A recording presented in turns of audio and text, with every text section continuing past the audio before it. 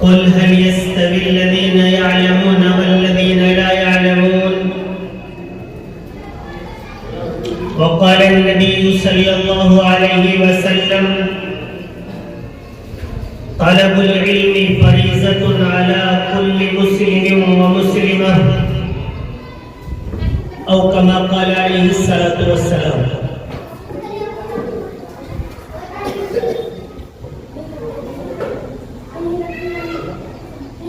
ہمارے درمیان تشریف فرما میر کارواں، میر مجلس، صدر مجلس،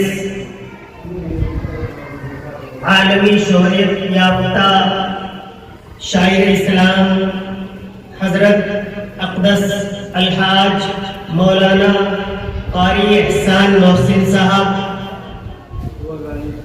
اسٹیج پر جلوہ فروز، جس طریقے پر دارالعلوم دیوبند کو ام المدارس کہا جاتا ہے، اسی طریقے پر طالبات کے اعتبار سے خصوصی طور پر ہمارے ضلع سہارنپور کے اندر ام المدارس کی حیثیت رکھنے والا ادارہ جامعہ سمیہ کیلاشپور کے ناظم و شیخ الحدیث حضرت مولانا مفتی طیب صاحب ندوی دامت برکاتہ العالیہ اور موقر ترین علماء کرام، معزز سامعین کرام، پس پردہ بیٹھی مائیں اور بہنیں اور اس ادارے کی عزیزہ طالبات، اصل میں انسان کو پیدا کس لیے کیا گیا ہے؟ سب سے پہلا سوال اور سب سے آخری سوال، سب سے پہلا جواب، سب سے آخری جواب اسی بات پر منحصر ہے کہ انسان کو کیوں پیدا کیا گیا ہے۔ پوری دنیا کے اندر جس طریقے پر انسان ایک جاندار ہے، اسی طریقے پر ہزاروں مخلوق جاندار ہے، لیکن انسان کو اشرف المخلوقات کیوں بنایا گیا؟ قوت و طاقت کے اعتبار سے اگر معاملہ لیا جائے تو انسان سے زیادہ طاقتور جانور اس دنیا کے اندر موجود ہیں، اور خوبصورتی کے اعتبار سے اگر بات سمجھی جائے تو انسان کے علاوہ بھی بہت ساری چیزیں بہت خوبصورت ہو سکتی ہیں، لیکن انسان کو اشرف المخلوقات بنایا گیا۔ یہ اشرف المخلوقات کا درجہ انسان کو کیوں دیا گیا؟ انسان کو پیدا کیا گیا تاکہ انسان دنیا کے اندر تمام انسانوں کو، پھر جانوروں کو انسانیت کا درس دے سکے۔ انسان کو فرشتوں سے بھی زیادہ اشرف کس طریقے پر بنایا گیا؟ اللہ تبارک و تعالی نے جب انسان کو بنایا، فرشتے کہنے لگے اے اللہ، آپ کی عبادت کرنے کے لیے تو ہم تھے نا، یہ انسان کو بنانے کی ضرورت کیا پیش آ گئی؟ اللہ تبارک و تعالی نے چند چیزیں برابر میں رکھی، فرشتوں کو کہا کہ تم ان کے نام بتا دو۔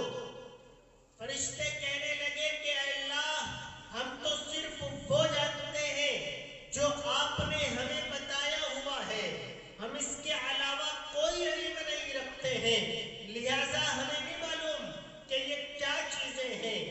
اللہ تبارک و تعالی نے حضرت آدم علیہ السلام کی جانب اشارہ فرمایا کہ آپ بتائیں ان چیزوں کے کیا نام ہیں۔ حضرت آدم علیہ السلام نے ان چیزوں کے نام بتا دیے۔ تو اللہ تبارک و تعالی نے فرمایا کہ تعلیم کے اعتبار سے، علم کے اعتبار سے، ایڈوکیشن کے اعتبار سے اس انسان کا جسے میں بنا رہا ہوں، اس انسان کا مرتبہ تمام فرشتوں، جنات اور دیگر جتنی مخلوقات ہیں ان سے افضل اسی لیے ہے کہ یہ انسان علم والا انسان ہوگا، یہ انسان تعلیم یافتہ ہوگا، یہ انسان کو ایڈوکیشن سے واسطہ پڑا ہوگا۔ اللہ تبارک و تعالی نے صاف بتا دیا کہ انسان تعلیم یافتہ ہے، اس لیے اس کا مرتبہ تمام مخلوقات میں افضل ترین ہے۔ اللہ تبارک و تعالی کے نظام کے مطابق اس دنیا ہزاروں سال گزر گئے۔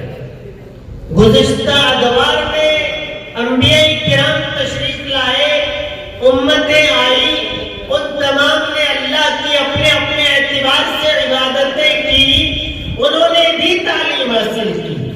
تعلیم حاصل اللہ کو پہچاننا، اللہ تبارک و تعالیٰ کے احکامات پر عمل کرنا، یہ تعلیم کے بغیر نہیں ہو سکتا ہے۔ پھر سب سے اخیر میں امت محمدیہ، سرکار دو عالم، تاجدار مدینہ محمد عربی صلی اللہ علیہ وسلم تشریف فرما ہوئے، قرآن کریم نازل ہوا۔ اللہ تبارک و تعالیٰ نے جب قرآن کریم نازل فرمایا تو سب سے پہلے ارشاد فرمایا اقرأ بسم ربک الذی خلق۔ آپ تو جانتے ہیں نا، دنیا میں کہا جاتا ہے کہ پیسہ ہو تو سب کچھ ہو سکتا ہے۔ اگر یہ بات اصل ہوتی، اگر اس بات میں حقیقت ہوتی تو اللہ تبارک و تعالیٰ سب سے پہلے وہ آیات نازل فرماتے جن میں فرمایا جاتا کہ اے امت محمدیہ کے لوگوں، اپنے آپ کو فائنینشلی مضبوط کر لو، اپنے آپ کو فائنینس کے اعتبار سے پورے پرفیکٹ کر لو۔ اگر قوت و طاقت کوئی حیثیت رکھتی تو قرآن کریم کہتا کہ خوب کھاؤ پیو، مضبوط بنتے رہو، طاقتور ترین بن جاؤ۔ اگر دنیا کے اندر کامیابی کسی اور چیز کے اندر پوشیدہ ہوتی، اللہ تبارک و تعالیٰ اس کام کو کرنے کا حکم سب سے پہلے دیتے۔ اللہ تبارک و تعالیٰ نے سب سے پہلے جو حکم دیا وہ پڑھنے کا دیا۔ اقرأ، پڑھیے، تعلیم حاصل کیجیے، چلے جائیے مدارس اسلامیہ کو، چلے جائیے اسکول کالجز، چلے جائیے یونیورسٹیوں کو اور تعلیم حاصل کرتے چلے جائیے، خوب پڑھیے۔ اللہ تبارک و تعالیٰ نے سب سے پہلے تعلیم حاصل کرنے کا حکم دیا۔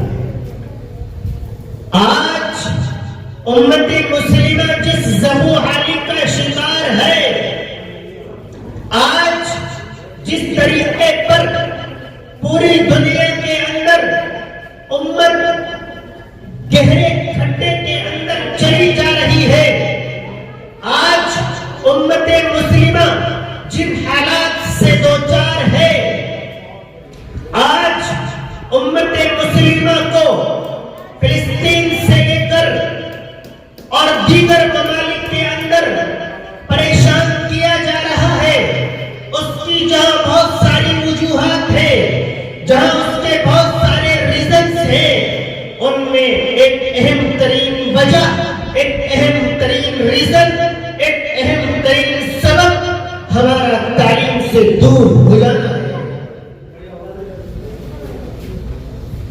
جب ہم سائنس اور ٹیکنالوجی کے اندر ترقی کرتے ہیں، جب ہم سائنس اور ٹیکنالوجی کو اوڑھنا اور بچھونا بنا لیتے ہیں، جب ہمارے اپنے انجینئر ڈاکٹر کلاس پر ہوتے ہیں، تو ہم آدھی سے زیادہ دنیا پر ہزاروں سال حکومت کرتے ہیں.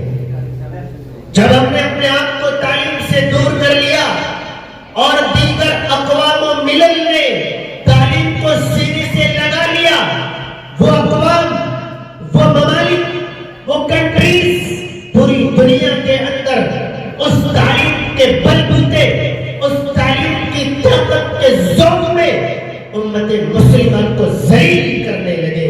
ہم سائنس اور ٹیکنالوجی کے اعتبار سے کمزور ہوئے تو ہمیں دیگر ممالک سے سائنس اور ٹیکنالوجی کے اعتبار سے ضروریات کی جو چیزیں تھیں ان کے لیے ہمیں ہاتھ پھیرانا پڑ گیا. اگر ہم پوری دنیا کی بات نہ کریں، اپنے ملک کی بات کریں، ہمارے ملک کے اندر جو ہمیں ستایا جا رہا ہے، ظلم و استبداد کے پہاڑ توڑے جا رہے ہیں، اس میں جہاں بہت سارے ریزنز ہیں، ایک اہم ترین ریزن اور وجہ ہمارا تعلیم سے دور ہو جاتا ہے. ہم جو اس ملک کا مین اسٹرکچر ہے اس سے اپنے آپ کو باہر کر چکے ہیں. اس ملک کو چلانے والے جو سب سے مضبوط مشنری ہے وہ تعلیم یافتہ لوگوں کی ہے. جس وے میں بھی آپ جائیے آپ کا کام اٹکتا نظر آتا ہے تو اس کرسی پر جو بھی شخص بیٹھا نظر آتا ہے وہ ہائی فائی ویل ایجوکیٹڈ شخص ہوتا ہے، آئی ایس اور آئی پی ایس رینک کا آدمی ہوتا ہے. جب ہمیں کسی تھانے جا کر اپنی بات منوانی ہوتی ہے تو ہمارا رابطہ ایسے ایچ او سے پڑتا ہے جو تعلیم یافتہ شخص ہوتا ہے. اگر ہم عدالت بھی جاتے ہیں، ایڈوکیٹ صاحب سے ہماری گفتگو ہوتی ہے تو ہم اپنا معاملہ جس سے ہم گزر رہے ہیں صحیح لینگویج میں، صحیح زبان میں اپنے ایڈوکیٹ کو، اپنے وکیل کو سمجھانے میں اپنے آپ کو پرفیکٹ نہیں پاتے ہیں. ہم بتا نہیں پاتے ہیں کہ ہماری زمین کا بینامہ کس سن کا ہے، ہمارا داخل خارج ہوا ہے کہ نہیں ہوا ہے، ہمارے بینامے پر خسرہ نمبر کیا پڑا ہوا ہے، ہمارے بینامے پر کون لوگ گواہ ہیں، ہمارا بینامے پر کس رجسٹرار کے دستخط ہیں، ہمارے بینامے کا ٹائپسٹ کون ہے، نہیں بتا پاتے ہیں. وکیل کو سیدھے دو چار جو ہمارے پاس کاغذ ہوتے ہیں وکیل کو دے دیتے ہیں، پورے مسئلے کو وہ دیکھتا ہے. ہم کچھ نہیں جانتے کہ اگر ہمیں گرفتار کیا جا رہا ہے تو کیوں کیا جا رہا ہے، ہمیں ہمارے اوپر کون سی دھارائیں لگائی جا رہی ہیں.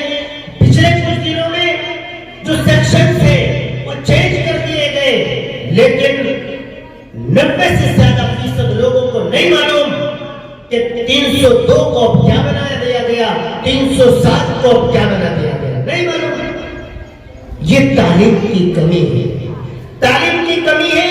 ڈاکٹر ہم سے بات کر رہا ہے تو ہم صرف یہ بتا پاتے ہیں کہ ہمارے پیٹ میں درد ہے.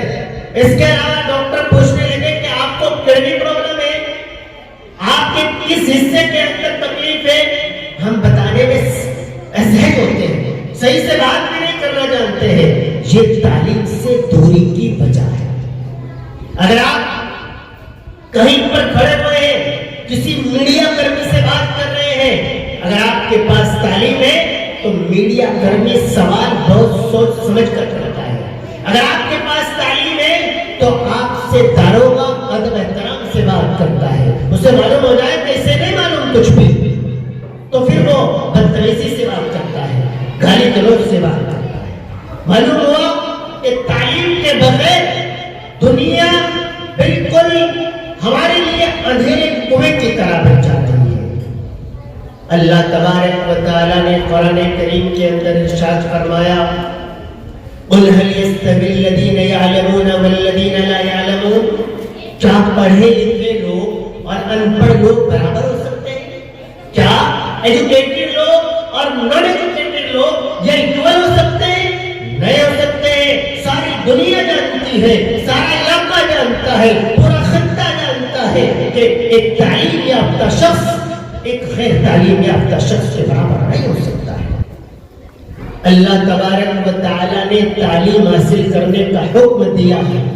تعلیم کی تقسیم اس اعتبار سے نہیں کی ہے کہ یہ دنیاوی تعلیم ہے اور یہ دینی تعلیم ہے۔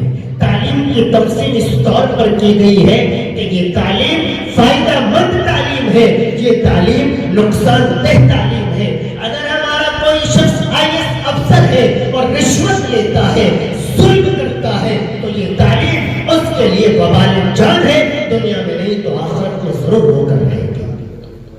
اگر ہمارا کوئی شخص حافظ قرآن ہے، عالم ہے، قرآن کی تلاوت نہیں کرتا، نمازوں کی پابندی نہیں کرتا، جھوٹ بولتا ہے، اخلاق کے سے پیش نہیں آتا، کردار اس کے پاس سے نہیں گزرا ہے، تو پھر یہ عالم ہونا، یہ حافظ ہونا، یہ قاری ہونا اس کے لیے نقصان دہ ہے۔ اگر ایک حافظ قرآن، ایک قاری قرآن، ایک عالم قرآن اس پر عمل پیرا ہے تو یہ تعلیم اس کے لیے سود مند ہے، فائدہ مند ہے۔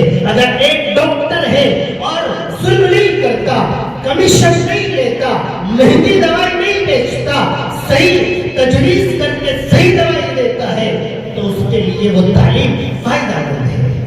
اللہ کے نبی صلی اللہ علیہ وسلم نے تعلیم کے اعتبار سے مرد و خواتین کو برابر حکم دیا ہے کہ تعلیم مرد کے لیے بھی لازم ہے، عورت کے لیے بھی لازم ہے۔ نماز عورت پر بھی فرض ہے، مرد پر بھی فرض ہے۔ مرد کے لیے بھی نماز کے اندر قرآن کریم کی تلاوت کرنا فرض ہے، عورت کے لیے بھی نماز کے اندر قرآن کریم کی تلاوت کا کرنا فرض ہے۔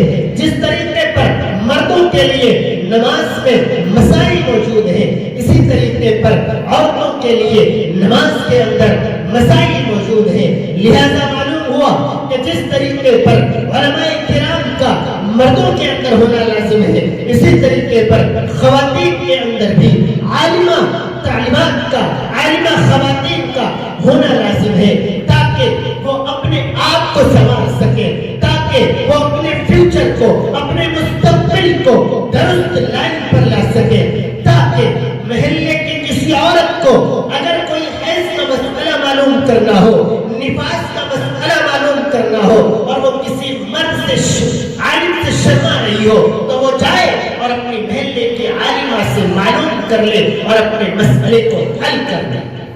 اس لیے ہونا لازمی ہے۔ ماشاءاللہ ہمارے ضلع کے اندر تعلیمات کے کئی بڑے ادارے قائم ہیں جن میں بہت بڑا کام ہو رہا ہے۔